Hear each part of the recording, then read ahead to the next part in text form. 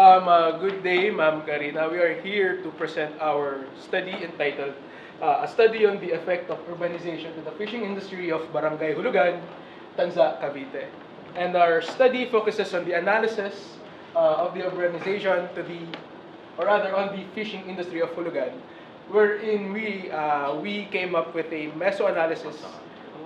In our macro analysis, we focused on three themes, which are the Pasig River Rehabilitation, relocation, Cavite Peza, and the opening of Manila Cavite Express.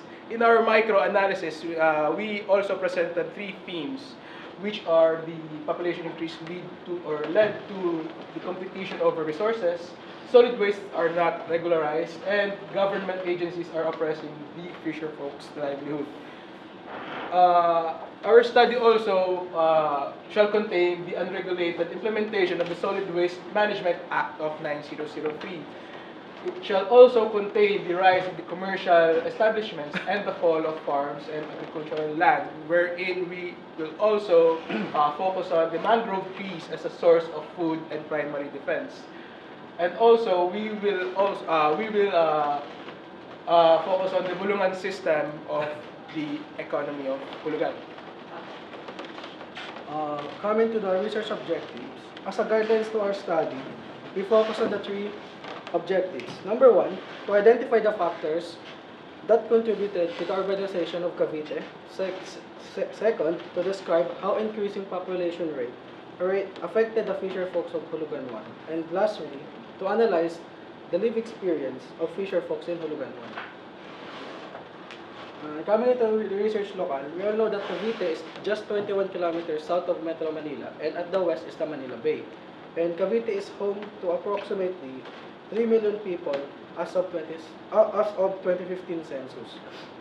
And Cavite has 7 cities and 21 municipalities, where Tanza is one of the 21 municipalities.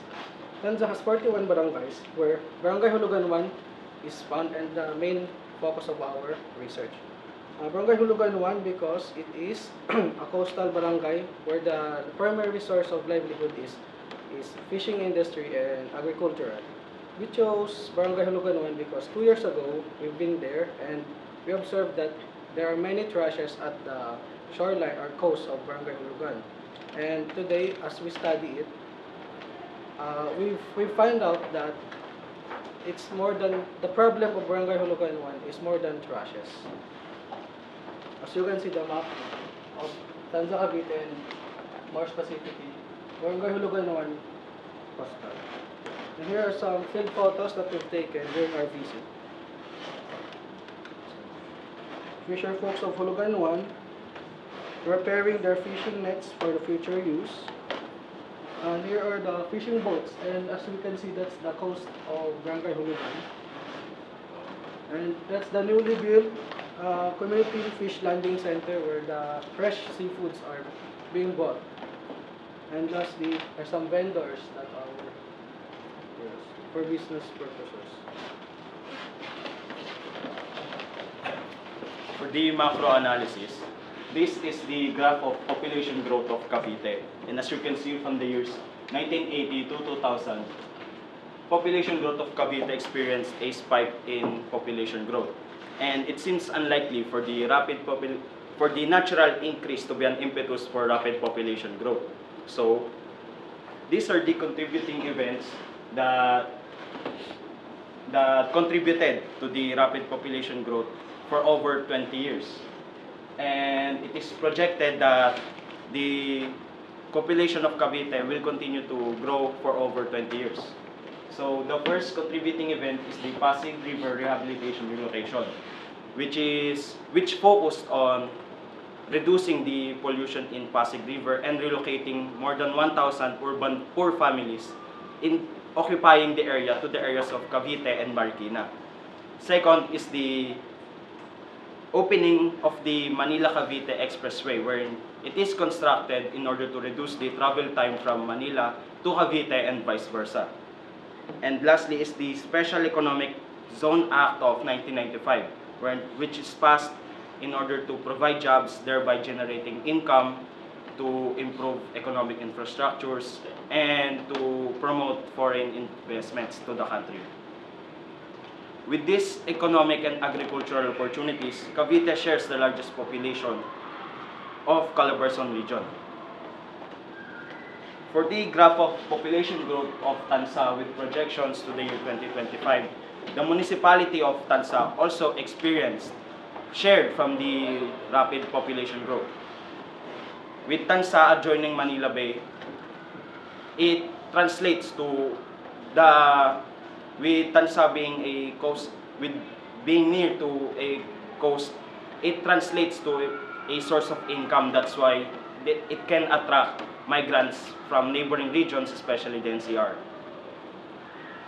For the barangay level, the rapid population growth also reflected into Barangay Julugan, where this rapid population growth entails a negative effect wherein it intensifies the competition between the native fisher folks of Julugan 1 and the migrants. Effects of urbanization in macro level. With Cavite becoming urbanized because of rapid population growth, the significant effect has been discerned with regards to environment and food capacity. First is the rapid industrialization. With Cavite being an active economic zone occupying thousands of workers, as a result of Cavite being a competitive province along with Rizal. Entailing this effect is the rise of commercial and residential areas wherein it decreases the agricultural land, where it emerges another issue of food capacity being surpassed because of decreasing numbers of farms. And lastly is deteriorating water quality due to industrialization, with Cavite being close to Manila Bay, has seen its fair share of ecological problems, from pollution to overexploitation, has caused a problem producing adverse implications towards health and economic development to the population surrounding Manila Bay. For the microanalysis, we gathered narratives from fisher folks who gave an insight regarding the situation in Julugan. So, for the first thing is that population increase led to competition over resources. According to the narratives of the people, is that the greater the population is, the more the fishermen would be in the site. So, they are competing with each other with the resources, including those people who are migrants who own those big fishing companies. They are competing for the same resources. According to Keskinan, is that if these resources are being competed, it would strain the resources of the natural land. The second thing is solid waste are not regularized. According to the Republic Act 9003 or the Ecological Solid Waste Management Act, the barangay or the municipality or the city in section 17 has the jurisdiction on how to properly impose the solid waste management. However, what's the problem with Barangay Julugan? It's not only dirt trashes that are being scattered there. According to the narratives, it's coming from Manila Bay, it's coming from Cavite, from other provinces of Cavite. It's coming from different places according to the sea, to the wind of the sea. So basically, Julugan is having a problem of this solid waste management, which isn't really their cause or which they haven't done. So what happens that they are being thrown trashes and they cannot do anything about it. Number 3 is the government agents are repressing the fisher folks' livelihood. From the narratives that we have gathered is that we can see that BFAR and Coast Guard are actually imposing questionable things. They are taxing those people who have documents, who have legal documents. So when they fish out in the sea, when BFAR or Coast Guard sees them, they would pay, according to the person that we interviewed, 120,000. That's excluding the people who are inside the boat. So basically, they are losing their money for their livelihood. And they even said that kung gusto mong yumaman, dapat hindi sa pangingisda because the taxing of the government is really oppressive. For the meso level analysis, we can say that we are incorporating macro and micro analysis to get the use of the situation. So first, we established that there's a rapid urbanization in Cavite. And this rapid urbanization in Cavite entails that Cavite should cater to its inhabitants. According to Matushke, if there is a large population in Cavite, it should be a threat to food security. So, if there's a food security, if Cavite should cater to all inhabitants, who would supply the maritime diet for all of Cavite? Of course, that would be the shoreline. Shore communities have that role. So, what is the problem with this? First of all, is that it decreases natural resources. We have competition not only locally. We have big fishing companies who are engrossed in capitalism that it exhausts the resources and it leaves nothing for the small fisher folks.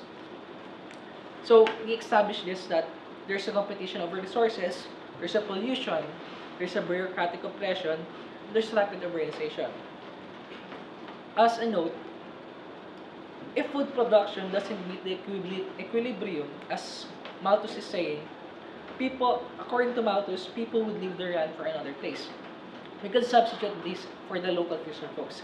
If they don't have anything to earn for their fishing, or they can't earn from fishing, which is the irony, would fishing be an obsolete job in the future? Would it be viable? Or would capitalism take over?